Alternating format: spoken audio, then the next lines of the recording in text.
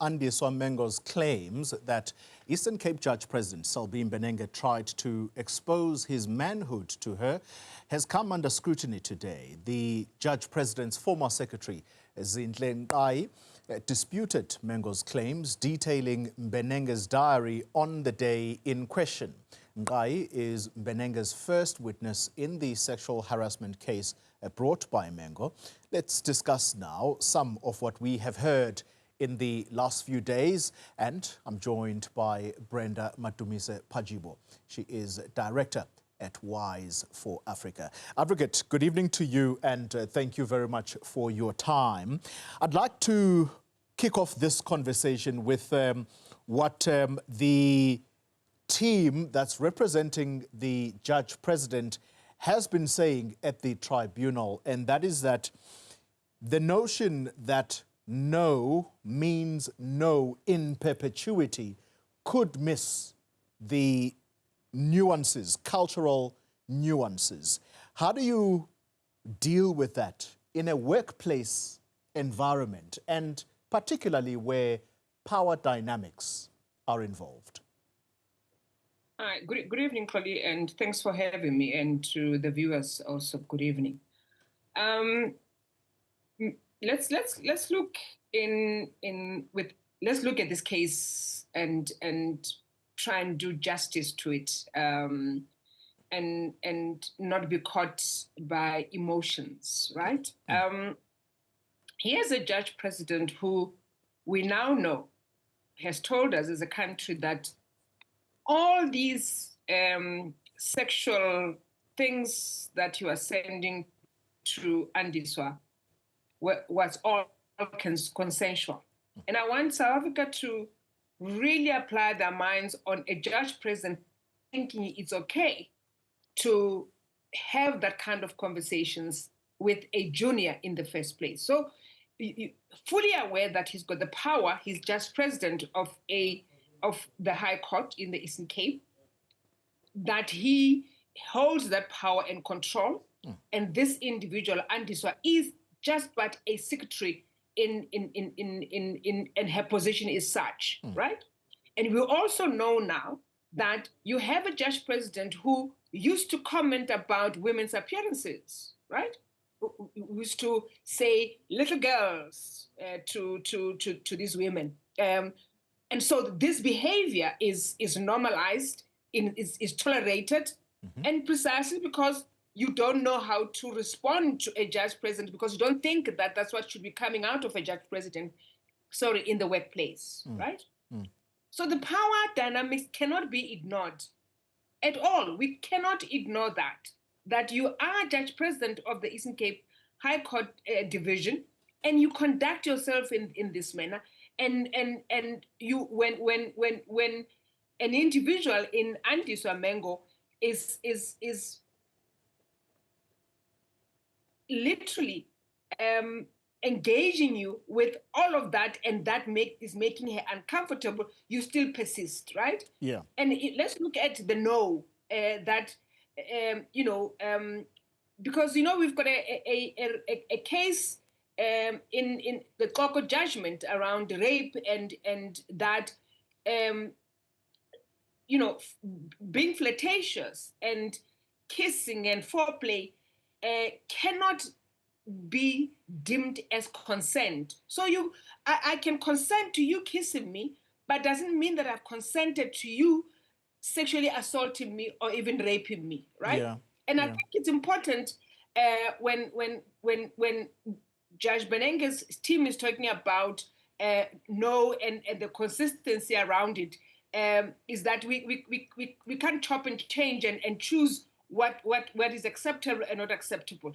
And for me, that's the challenge with what his team is trying to do in this case. You've prompted the next question by using the word consent, because that's also part of the theme around this particular matter.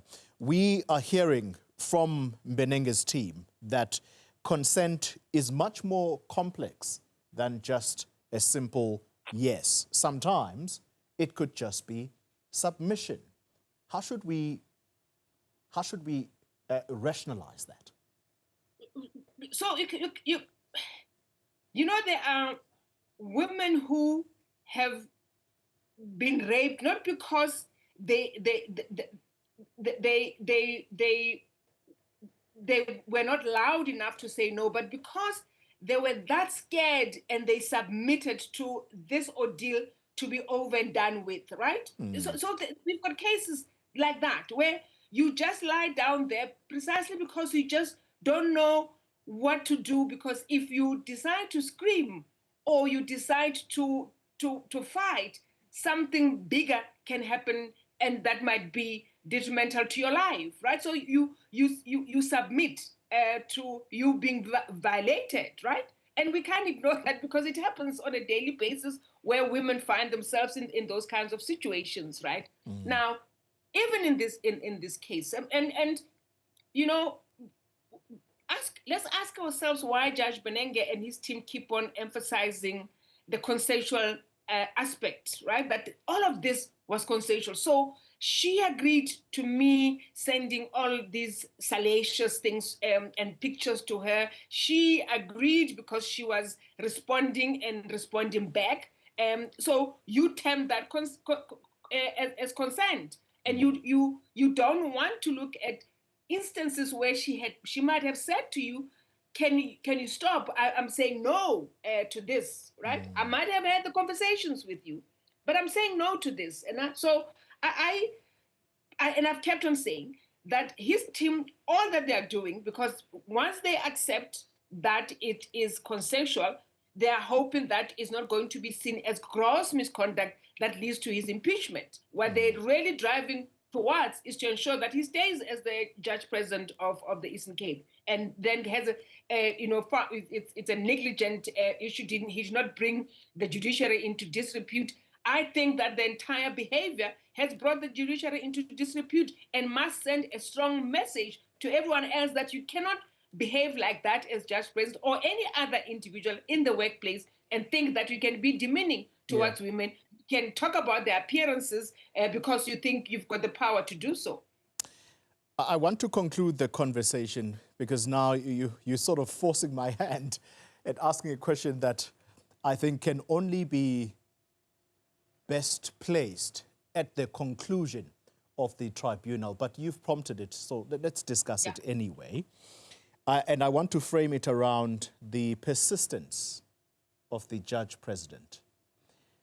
His persistence in requesting for nude images from the complainant. And how can that be read as harassment? And couple that with him, you've mentioned him as the judge president. I want to stretch it further and say this is someone who is the custodian of the law. This is someone... Of the rule of law. Exactly. Yeah. This is someone who sends people to jail as part of his daily job. And so this is someone that we ought to look to when all chips are down and we have nowhere else to turn. We often refer to the judiciary as the last line of defense. Now it is that person who is unrelenting in his persistence for asking someone much junior than her for nude images. And of course, I doubt, well, at least I haven't heard whether he has ultimately received these, except of course to get responses that at times have been seen as, oh, you possibly are playing along. But I know it's convoluted, but just tell us whether the judge president can come back from this, even if the tribunal does not find him guilty ultimately. Unfortunately, Xoli, we have seen many men come out who have done disgusting things, become presidents, right? Having sexually assaulted women, having sexually violated women, they have come back, right? Society has got a way of, trivializing and minimizing what sexual harassment and these kinds of acts cause and do the harm that is inflicted on others. So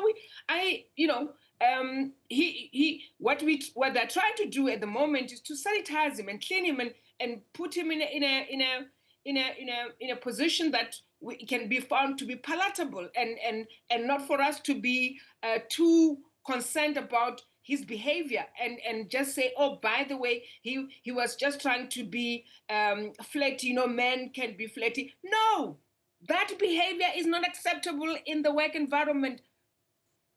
Period. He should not have conducted himself in that manner in that court.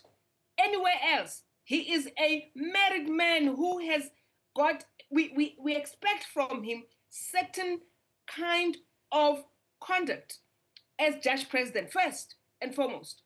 As judge president, we expect him to behave in a particular. He needs to lead the way in how everyone in his court behaves and conduct themselves. If we have a zero tolerance to sexual harassment, to sexual violations, to sexual assault, he needs to be exemplary in how he interacts and treats his women colleagues in the court.